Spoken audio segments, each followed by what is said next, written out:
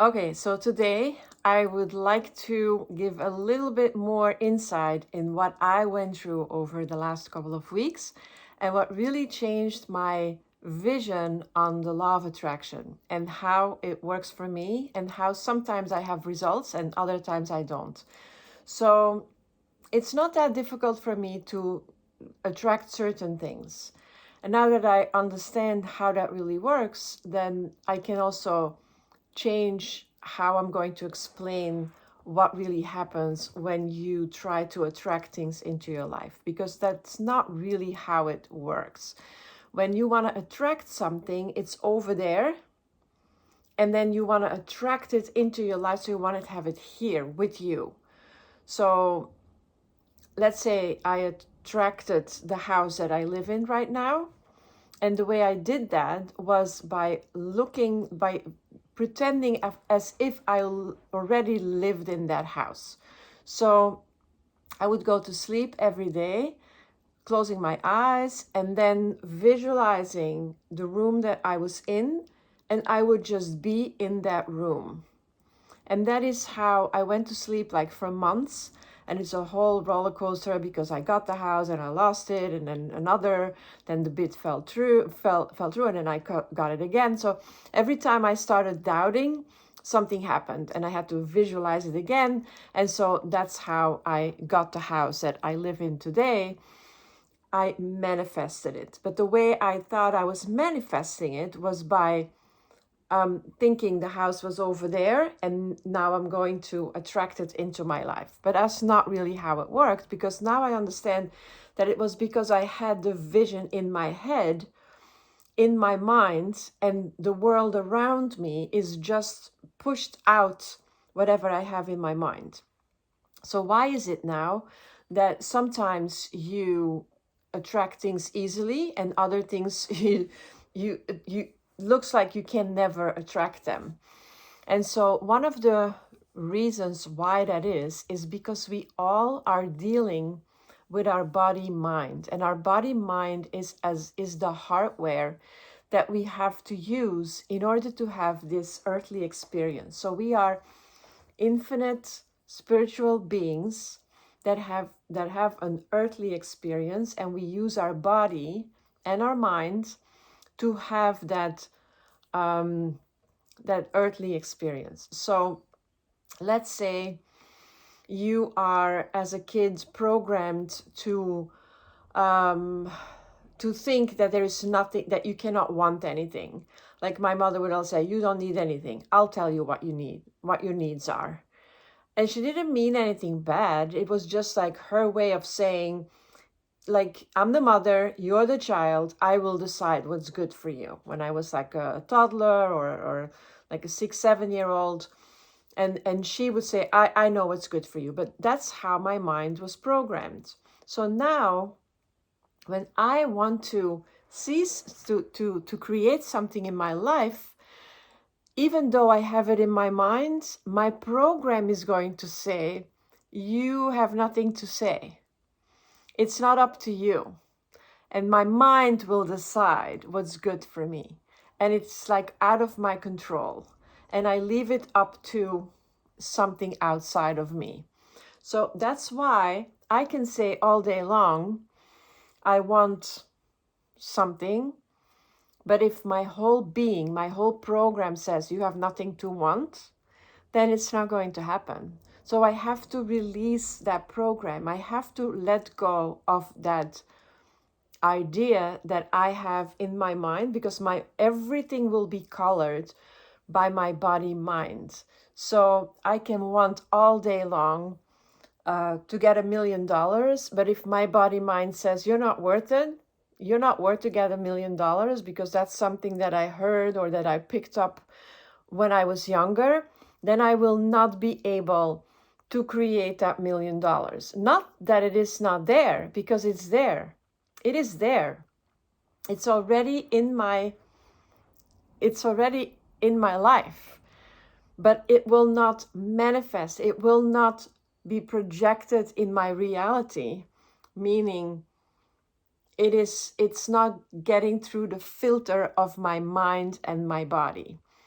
So when I realized my true nature and I understood that there is nothing, there's nothing there, it's just a story, it confused me.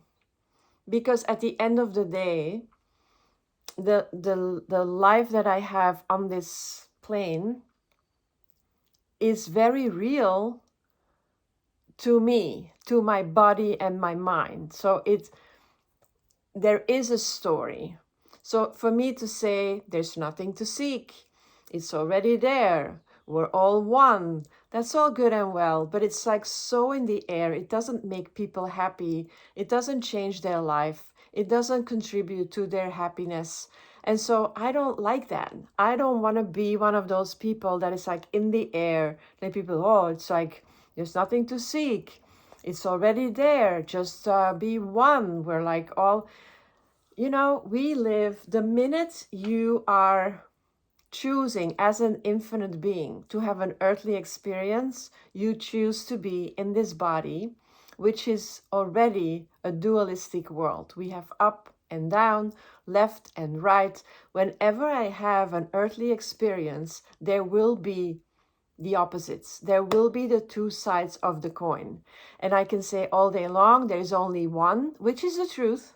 Trust me, I can be totally in myself as my infinite being. And that's why I know that there is like, I can choose where I can, like David Bingham would say, I can consent to the story, or I can just be my infinite being and just have that experience. But I want to have that earthly experience also. But now that I realized my true nature, suffering became an option, which of course I'm not going to take. But I still had to go through that process. So the last couple of weeks, I really understood, because I consent to like go through the emotions again, feel the emotions. And the funny part was that as much as I always suppressed all the negative emotions in my life, I finally felt safe to have all the negative emotions, the anger, the rage, the negativity. And you know what? It is part of my dual life. And I can choose to just release all that. I can choose to release it so that I don't have to suffer. So once you understand that all is one, then suffering becomes optional, which of course you're not going to, but also understanding that the experience that you have as an infinite being has to be reflected through your body, which is programmed and has its limitations. Let's say you can't like, and of course a lot of people, what I'm going to say is a little bit weird, but I am a woman, so I am capable of having babies. Let's say I would be a man and I would be limited by my body to have children.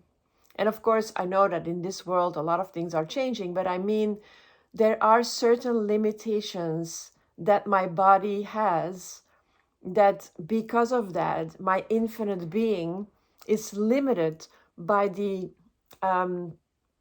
limitations of my body and my mind. So I first have the body and the mind that has also all the DNA that comes from my ancestors, but also the programming that I got from when I was younger, when I was a baby, and how life completely programmed me and all my paradigms were formed. And then later in life, myself added layers and layers and layers of paradigms. And so what I thought was helping me is not helpful at all. So in order to attract the life that you want, you sometimes have to let go of all the paradigms and all the limitations and the story that you told yourself until here. So in order to get to the story that you want in the future, and you want to reflect that story, you have to sometimes let go of the story that you hold on to, because that's how you were programmed. And so that's what I experienced over the last couple of weeks, and how hard it is to let go of, for me, in my paradigm. And it's different for everybody, but nobody should do this alone. I think that's my biggest takeaway of the last couple of weeks. I would have enjoyed it if somebody would have had the experience that I have and could help me get through it faster. Because, when you're in the apple, you can't see if the apple is red or green. And so it was helpful to have somebody on the outside to tell you, okay, this is how it looks. And so it was very interesting. I learned a lot. And I also believe that this is going to be extremely helpful in my coaching business. And I am 100% sure that this experience will help me help more people. And that makes me very excited. Like I really would enjoy helping other people to understand that the law of attraction sometimes just doesn't work because of your body-mind limitations. And so by releasing those patterns, you can attract what you want, because at the end of the day, there is no such thing as a law of attraction. You don't attract something in your life. You get the experience and it pushes out. And that's when you get to see the life of your dreams. So it's like the duality is there. And as much as we're non-dual beings, but on planet Earth, it is dualistic. Everything has a front and a back. So this is the beginning of my new understanding of the law of attraction. And I will share more about my experience and how it works for me, because again, you don't have to believe any word I say. I would encourage you not to believe it. And I would encourage you to really figure it out for yourself. But if there is anything that I can do to support you, just let me know. Have a wonderful day, you guys.